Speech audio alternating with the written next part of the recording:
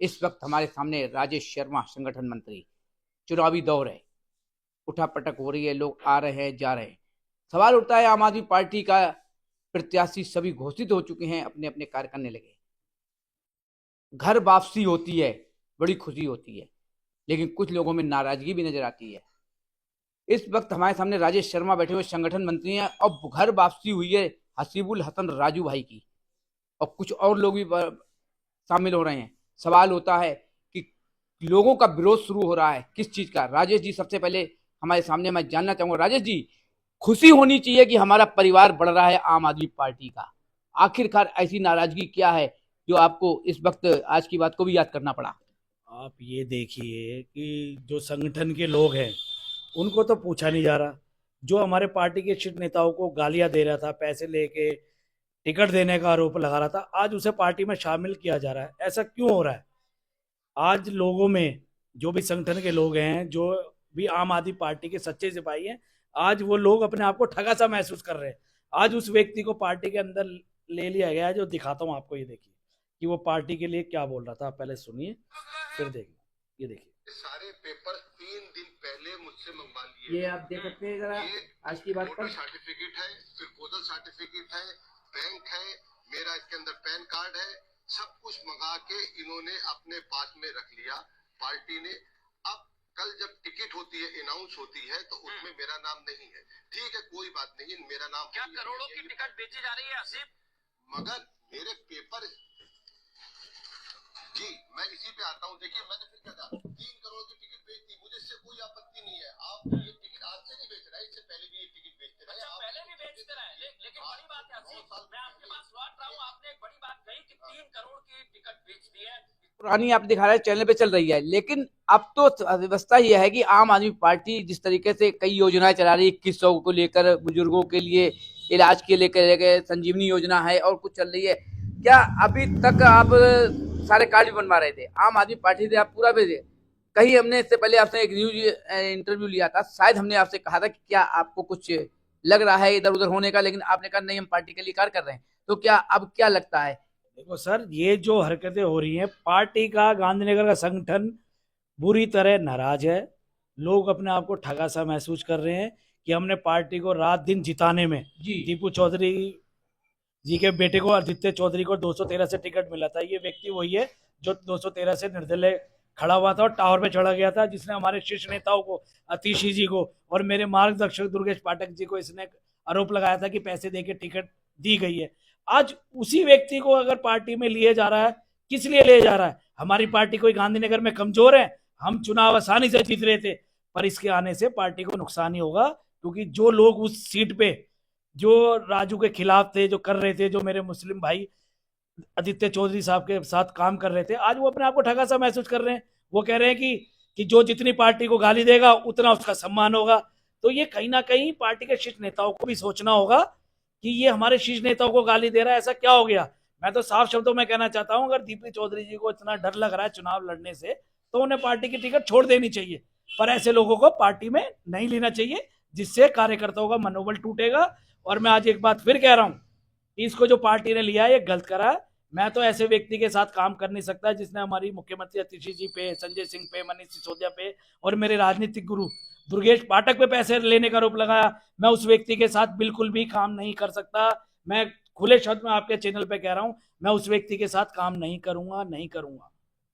देख रहे हैं राजेश जी की नाराजगी, हम पार्टी के साथ हैं, तन मन धन से सबने सपोर्ट भी किया, लेकिन कहीं ना कहीं राजू भाई के आने से तकलीफ हुई। कुछ कहना चाहते हैं राजू? एक चीज आपके माध्यम से, और एक चीज मैं आपको दिखाता हूँ, इसमें देखिए।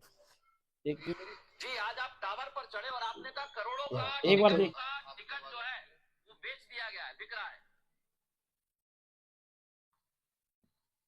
देखिए, मैं टावर पे चढ़ा था, मगर ये अपनी पार्टी की उनकी गाइडलाइन है। वो किसी माफिया को टिकट दे, वो 1 करोड़ का टिकट दे, वो 10 करोड़ का टिकट दे, कोई उससे मतलब नहीं। भाई, वो अपनी दुकान चला रहे हैं। मनीष जी पूरा का पूरा देखते हैं इस पैसे का खेल। इसके अंदर आतिशी जी शामिल है, मनीष जी शामिल है, इसके अंदर दुर्गेश पाठक शामिल है और संजय सिंह शामिल है। अब वो टिकट आपने 2 करोड़ का बेचे या 10 करोड़ का बेचे, ये उनकी दुकान है। मगर मैं क्यों चढ़ा था टावर पर, मैं आपको बताता हूँ। राजेश जी, वीडियो आपने दिखाई है, ये तो आर भारत पे चल रही है, वो सच्चाई है, इसमें कोई गलत नहीं है। अब ऐसा है मैं इलेक्शन। अब जी आपके जी जेल के माध्यम से एक चीज पूछना चाहता हूँ कि हसीबुल हसन ने जो इनको माफिया कहा, जी या तो ये सच्चाई है कि दीपू चौधरी जी माफिया है, अगर इसमें सच्चाई नहीं है तो उन्होंने फिर किस आधार पे इसको वापस लिया। मैं ये दीपू चौधरी से भी पूछना चाहता हूँ कि आप लोगों का मनोबल क्यों तोड़ रहे हैं। जब हम यहाँ चुनाव जीत रहे थे, आपने इसको अपने पार्टी में शामिल करा के क्यों चुनाव को बिगाड़ने का काम कर रहे हैं। अगर आपको चुनाव लड़ने से इतना ही डर लग रहा है, अगर इसके आने से आप चुनाव जीत सकते हो, अगर इस व्यक्ति के आने से चुनाव जीत सकते हो, तो मैं तो मान नहीं सकता, हम तो पहले ही जीत रहे थे। तो इस आदमी को क्यों पार्टी में लिया गया? अगर आपको डर लग रहा है कि चुनाव आप नहीं जीत सकते, तो आपको चुनाव छोड़ देना चाहिए। पर मेरा मानना तो ये है कि अगर मैं या कोई भी व्यक्ति चुनाव लड़ता है तो इसको कभी भी हम पार्टी में नहीं लेते। इससे कार्यकर्ताओं का मनोबल टूटता है। और आज कार्यकर्ता अपने घर पे बैठ गया, और मेरी कईयों से बात हुई है, उनका मनोबल बहुत ही हद तक टूटा हुआ है। जो वो व्यक्ति जिसने खुलेआम गालियां दिया, माफिया बताया, जिसने अभी हमारा टैंकर रोक लिया था साची पार्क में और कहा इससे बच्चे बीमार हो रहे हैं, इससे बच्चे मर रहे हैं, जो रोक रोक के टैंकर के द्वारा केजरीवाल जी को गालियां दे रहा है, दुर्गेश पाठक को गालियां दे रहा है, आज ऐसी क्या मजबूरी आ गई कि उसको पार्टी में लेना पड़ा? मैं सिर्फ ये पूछना चाहता हूं, ऐसी क्या मजबूरी थी कि उन्हें पार्टी में लेना पड़ रहा है? हम चुनाव नहीं जीत रहे थे क्या? चुनाव हम जीत रहे थे। हमने 25,000 से ऊपर महिला सम्मान वाले कार्ड भर दिए हैं, 60 वर्ष वाले भर दिए हैं। अच्छा खासा हमारा चुनाव चल रहा है, हर कोई साथ दे रहा है। पर ये जो इन्होंने ये जो काम करा है, उससे आज कार्यकर्ताओं में नाराजगी है, कार्यकर्ताओं में बहुत रोष है। तो मुझे लगता है कि ये रोष इनको बहुत ज्यादा महंगा पड़ेगा।